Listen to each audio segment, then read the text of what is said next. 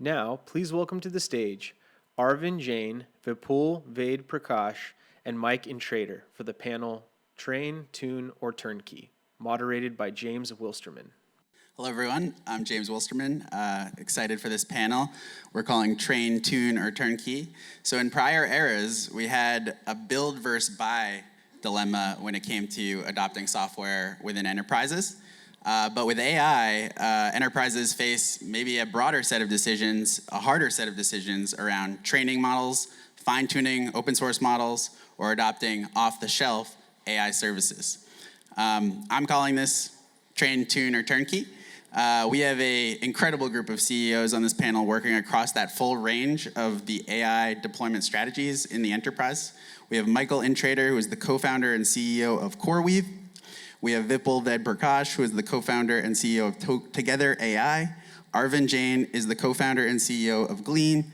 Each panelist is leading a unicorn AI company, and somehow we only have 20 minutes with them, so we'll get started and get into it. So, panelists, tell us a bit in a few sentences about your companies and how they maybe fit in best to this train, tuning, or turnkey framework. Sure. So first of all, thank you for the opportunity to share a little bit about my company with all of you. My name is Mike Intrator. I am one of the three founders and the CEO of CoreWeave. CoreWeave is a specialized cloud computing company. And what we mean by that is we have built the cloud from the ground up to optimize for massive scale parallelized computing. And so in English, that's really to focus on artificial intelligence or other use cases that require that type of compute.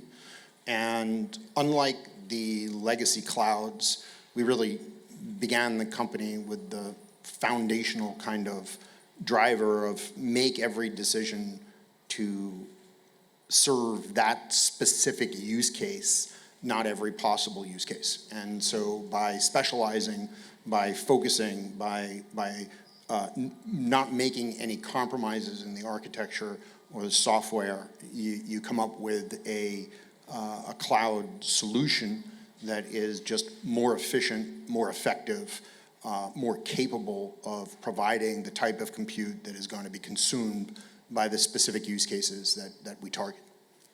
Great. Vipul? Hi, everyone. Vipul Ved Prakash, co-founder, CEO of Together. Together is a full stack cloud service that really covers the entire generative AI lifecycle, from training models to fine-tuning models and then really serving them at scale. We do a lot of fundamental research in AI systems, how to really extract performance out of the GPUs, out of the specific architectures of these neural networks, and that has a fairly sort of big impact on the economics and scalability of these systems. So we work with foundation model startups to large enterprises, companies like Zomato that does their customer support, companies like Washington Post who are serving question and answers on their websites, and really being able to handle these workloads at scale. Arvind? Yeah, hi, my name is Arvind. I'm the founder and CEO of Glean. You can think of Glean as it's Google or ChatGPT, but inside your company. So employees can go to Glean and ask questions, and we will use all of the world's knowledge, but also all of your internal private company knowledge to help them with their questions, answer those for them. The way it works is that Glean actually connects with all of your enterprise systems, things like Confluence or Jira or Slack, Workday, Salesforce, ServiceNow. So we actually, when you deploy Glean inside your company, it connects with all of those systems, understands, who your employees are, what work they do, as well as all of your knowledge. And then we are this platform where people can go in, ask questions, or give AI, whatever tasks, they want to complete. And Glean will actually answer those questions or complete those tasks using the power of your company's knowledge. And then the other thing that we also do is, this platform that we've built, which is connected to all of your enterprise data, we also allow your teams internally to go and build dedicated AI applications on top of that enterprise data. Like ultimately, like our job is to make it really easy for your teams to connect the power of these amazing AI models and technology with your enterprise data. So building that connection, that's the bridge that we make it easy for you. And in terms of the spectrum of training versus fine-tuning versus using out-of-the-box models. So we actually follow both. Like we use out-of-the-box models like OpenAI or Claude or Gemini for generation and reasoning kind of tasks within our product. And then we also train models on your enterprise data to help with things like semantic matching and building a deeper understanding of your content inside your company. Thank you so much. So when today does it make sense for companies to seriously consider training their own models from scratch, or has that ship sort of sailed already, unless you're maybe a cutting-edge AI lab? I mean, I think there are a lot of cases where if you're really trying to get the model to learn the data and generalize over it, it can make a lot of sense to, and your data is very different from the type of data that models were trained on. It's a different distribution. I think it makes a lot of sense to pre-train models, and we're seeing this in, enterprises will start with fine-tuning a model, teach it a new task, but teaching it new knowledge at a deeper level is trickier with those techniques, and you're sort of seeing this landscape shift as we discover new ways of adapting models. But I think we will have this spectrum of kind of training, fine-tuning, adaptation, and using things out of the box. As we continue to see this industry evolve. So Mike, what is the use case you're seeing at CoreWeave for maybe non-AI native companies? I know you've had a ton of success with AI labs, but what is the use case you're seeing as you go further into non-native AI enterprises? Yeah. So I would say that enterprise is one of the sectors that we are most excited about, because we're starting to see the traction in a broader universe of enterprise, right? So you started out, you had like the AI labs, and you had clouds, and then you had like some social media, and those were really where a lot of the activity was occurring, a lot of the scale was really coming to bear. And what we're starting to see now is kind of the tech-forward enterprise players are beginning to really consume compute in a manner that is indicative of commercial activity.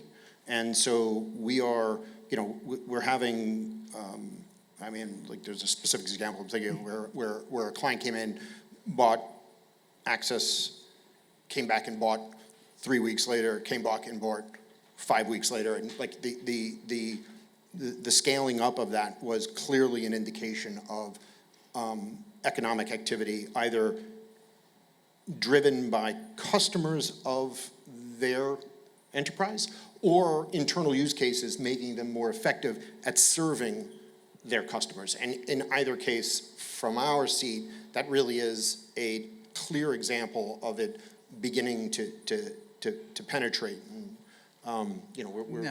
we really like to see that trend. That's an important trend. So maybe Vipul or Mike, in the fine-tuning or training use cases with enterprises, why would they come to Together or CoreWeave instead of AWS or Azure or GCP? Like, what is it that is compelling about these products? What we provide today to enterprises is, we just provide a very excellent price performance. That's one part of it where I would even say that the companies that are coming and talking to us, they probably do not have at hyperscalers today the right people to talk to about this. You are serving a model to 100 million users. The sort of scale required and the technology required for that is something that we've worked on, and it's really kind of evident in these large-scale workloads that it's useful. So I would say, Mike's point, that these are very different systems, like starting from data center up, networking, software stack, the kind of optimizations you're doing. These are very different systems, and that's why you're seeing traction for AI platforms like Together's and CoreWeave's. Great. And Arvind, from a fine-tuning perspective, how do you view that at Glean? You mentioned doing fine-tuning on company enterprise data, connecting all their systems. So when you look at that, like, is RAG or context window often sufficient, or where are you seeing fine-tuning being necessary? Yeah, well, I mean, I think first I would say that I think for most startups, like, when they're early in their journey, I think it doesn't, like, I think for them, like, as long as you can use big models, like, and they can do the task for you, that generally is a good approach to start with, like, as opposed to sort of like getting into the depths of how to train models, because it's a hard thing to do. But for us, the product that we have, it basically promises, to employees that you can come and ask any question or give it any task, and it's actually going to do that, with the power of your company's knowledge. And that's a very open-ended, challenge in some sense. And oftentimes, a simple RAG approach doesn't work for it. Because, you have limited context window. You also have to sort of like deeply understand like what that task really is. You have to actually go and break it down into multiple different steps, sort of, have a little bit more agentic capabilities. So from a perspective of like, model and context window, we don't see like, a lot of challenges on that front. But still makes sense to actually fine tune models for, I think in our case, what we do, we do that for the first part of the RAG pipeline, which is like given any task, like, you have tens or millions of documents inside your company and you have to pick the right ones. And to pick the right ones, like, you'll do a good job if you actually built a semantic search model on all of your enterprise information, with custom embeddings, for all of your business data. So that's the place, where we actually end up doing fine tuning and building our own embedding models. But when it comes to actually taking that data and making a model work on it to answer a question, for that, like, for us, like, we've felt like it's sufficient to just use, Claude or GPT-4 directly. Great.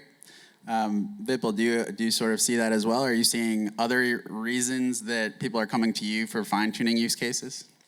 Yeah, I would say when you're teaching the models a new task, that tends to be a really good reason to fine-tune. There's a company that has done natural language search over their content, and that really kind of required fine-tuning a model. Typically, you're also using RAG and fine-tuning in combination, and when the task is just very different, that's when you're looking at pre-training models. And you also work with other forms of model transformation, like to optimize around just delivery of the model. Is that accurate? Yeah, that's right. I think what we are seeing is, especially SaaS apps that are adding generative AI features, they're typically charging their customers a fixed fee, and the ROI of these features is really important. So one of the things that we are able to do is take these models and transform them into versions that are much more efficient to run. You can have sort of 5 times, 10 times the throughput from the same GPU, and this is becoming quite like popular for large-scale apps that are launching features to all of their users. Yeah, I just wanted to add to that. I think this is an important distinction. When you're actually building a new product, you don't have scale, and you don't have like cost considerations which are really important at that point. So like the early part of your journey of product development, I think is sufficient to actually work with large models, because large models tend to be actually good at like pretty much all the tasks. But then as you start to attain scale, like as Vipul is saying, that's the time when you need to actually now think about like whether you need to actually distill a small model from the large models, or actually fine tune a smaller model and achieve the same level of performance that a big model can. So I think like those considerations come later, in my opinion. Like when you actually achieve some success with the actual product that you built and actually are getting some engagement from your users. I think we've heard a lot just the sophistication, I guess, of enterprises when they come into the decision-making process around AI features or use cases. Like, how are you seeing that? Are there very sophisticated teams within the enterprise that you're able to talk to? So I mean, it varies. tremendously, depending upon what enterprise and where you're plugging in. I guess ultimately what the three companies that are sitting up on the stage really are trying to deliver to the market is a economically rational way to deliver solutions to the clients of the enterprise, right? And that's the way you got to look at it. And so people come to us, whichever service they choose to use, and however they choose to engage in in that compute, because they want to be able to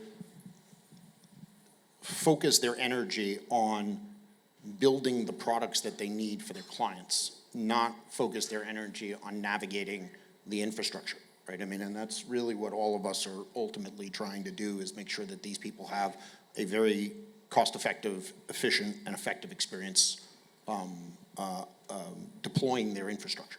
But I guess, does that mean that you are then turning away certain use cases, right? Because you're saying, hey, this is not what we're the best at, or they're coming to you with a use case that doesn't make sense for. So for us, the answer to that is absolutely yes, right? Like we've, I started this with, we've built this company to be able to serve a very specific set of use cases. And if somebody comes to us and wants to store their photos or, have a data lakes or whatever they're going to do, we're not the right infrastructure for that. And we think it's really important that people align now more than ever, because the infrastructure, as was said, this stuff is hard to run.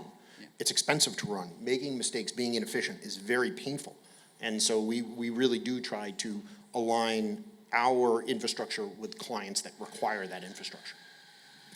And moving on to more of the just off-the-shelf turnkey solutions, I guess, Arvind, do you see yourself as that turnkey solution? Is Glean customizable? Is there a version people start with and then they go deeper into the product? Yeah, so Glean is definitely an extensible platform, but I think the reason why we are able to add value to our customers is because we are turnkey.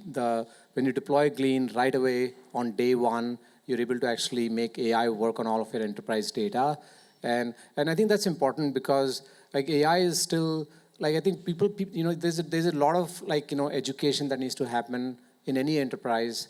People are not really sure of what they can really do with AI. So if you're building products, that's what we do. Like our product is actually ready to be used on day one as the core assistant, that we build. But then a lot of our enterprises like to customize it. Lot of our customers actually build specific AI applications for different functional use cases, which then require, that further customization. Like some of them use our APIs to build their own AI apps. So it's a wide range of things. And the larger the enterprise, the more customization they end up doing, on the product. At Together, I think you meant you were working on providing APIs for a lot of the labs, right? So there's maybe a turnkey aspect to the product. Is that right? Yeah, I mean, I sort of think of it as data center to API. That's where we stop. We don't build end user applications, but we do want to provide, a lot of sort of developer agency through these APIs, where there's sort of great ergonomics of being able to apply your data, choose a variety of models, do these sort of fine-tuning and optimization functions, really drive this. As Mike was saying, you want to really abstract out the infrastructure portions, because at some level nobody really wants to deal with that. And I guess zooming out, like overall, what could change the dynamics of this adoption cycle within enterprises going forward, right? One thing I can think of is some dynamics around GPU availability or competition in the semiconductor industry. As these things get price competitive or cheaper, does that unlock more opportunities for enterprises? So one of the fundamental tenets that I certainly hold, and I would think a lot of people in this room hold, is that as the price for compute comes down, the way and the number of use cases is going to skyrocket, right? Like people are going to be using compute to do things that we haven't really contemplated yet. And that's going to come from just the natural reduction in cost of a technology as it kind of moves throughout the system. And that's everything from the cutting edge technology and also some of the generations that are now not as cutting edge, but still really quite capable of providing tooling for folks to drive different parts of the market, invent new parts of the market, do all these wonderful things. One thing I would just add to that is that even today with current costs, a lot of your business processes are actually quite expensive. Think about, for example, a customer service agent resolving a ticket. The average cost of ticket resolution, even for the simplest of the tickets, is about $15. And AI can easily go and resolve majority of those customer tickets that people file today. And at the current model cost, it's going to cost less than $1 to do that. So I think while cost is high, there are a lot of internal use cases where actually it's still pretty low compared to your cost of actually deploying humans to solve those problems. And you mentioned you're creating this kind of application layer on top of the Glean platform.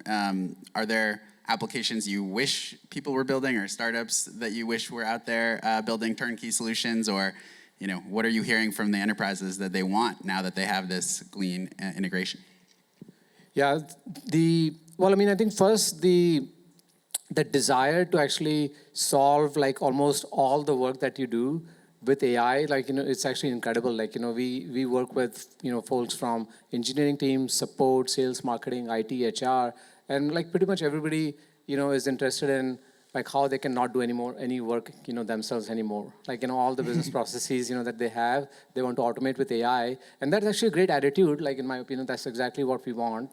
And so applications today, we have probably if a little over 1,000 applications that people have built on our platform. They range from things like code review bots to root cause analysis for engineering on-call issues to agents that resolve customer tickets, or IT or HR requests that people are coming filing inside the company. So it's a very broad range of applications that people are building. One thing that we are excited about is we now have other SaaS products or startups actually starting to build applications on top of Glean platform. So instead of our customers building applications themselves, now we have partners companies SaaS companies that are actually building amazing AI features using our data platform. Thank you so much to our panel. Appreciate it. Thank you.